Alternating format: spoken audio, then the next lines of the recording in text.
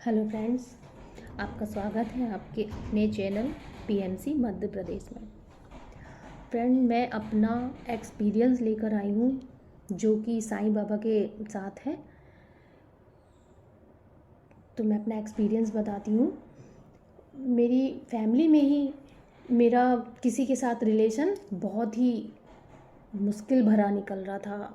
मतलब आपस में बनना नहीं, बात बात पर मिसअंडरस्टैंडिंग होना। जबकि मेरे मन में उस शख्स को लेकर ऐसा कुछ भी नहीं था कि ये मुझे पसंद नहीं है या ये मुझे अच्छा नहीं लगता है कि या मैं उस इंसान से ज़बरदस्ती झगड़ा करना चाहूँ। बट परिस्थिति ऐसी बन जाती थी कि चाहे कितनी भी कोशिश करो अच्छा करने की, होता अपोजिट था।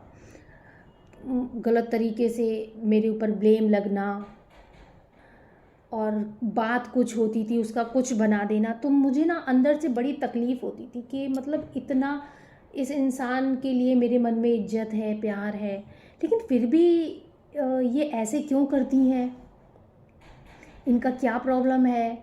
तो मुझे उस टाइम पर कर्मा के बारे में कुछ भी नहीं मालूम था कि जो हमारे पिछले जन्म के कर्मा होते हैं वो इस जीवन में बैलेंस होने के लिए ये सारी चीज़ें होती हैं। जैसे हमारी किसी इंसान से अच्छी नहीं बन रही है और आपने इस जन्म में उसके साथ कुछ भी गलत नहीं किया है, लेकिन पिछले जन्म में आपका उसके साथ कार्मिक अकाउंट है जो कि इस जन्म में क्लियर होना है। तो मैं यूं ही बस बाबा से बातें करती, तो मैं बोलती कि बाबा ऐसा क्यों है, मुझे क्यों इस इंसान से इतनी तकलीफ़ मिल रही है, जबकि मैं इस इंसान को बहुत प्यार करती हूँ, बहुत रेस्पेक्ट है मेरे दिल में। लेकिन सिचुएशन इस तरह की क्रिएट होती थी कि ऐसा लगता था कि इनसे बड़ा दुश्मन शायद ही कोई होगा।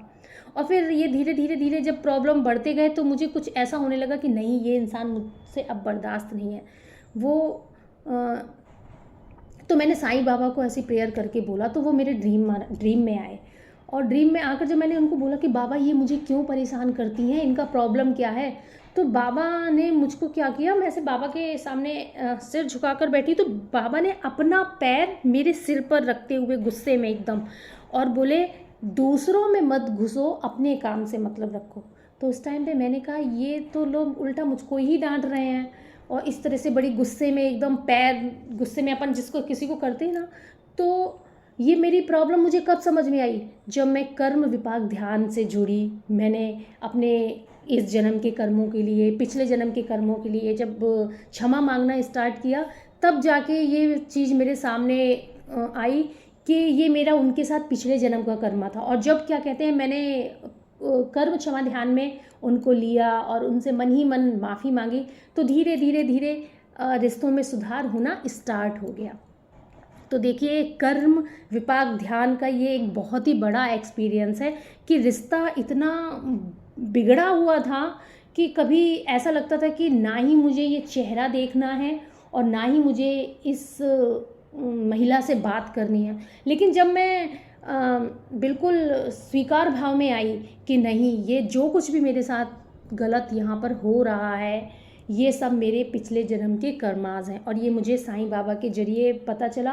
और साईं बाबा ने मुझे जब ध्यान से जोड़ा, कर्म क्षमा ध्यान से जोड़ा, तब जाके ये सारी चीज़ें मेरे समझ में आई कि प्रेजेंट टाइम पर हम किसी भी अच्छी या बुरी सिचुएशन से गुजर रहे हैं, इसकी वजह सिर्फ और सिर्फ हमारे कर्माज हैं।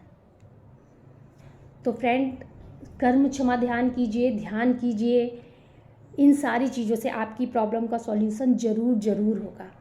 Thank you so much.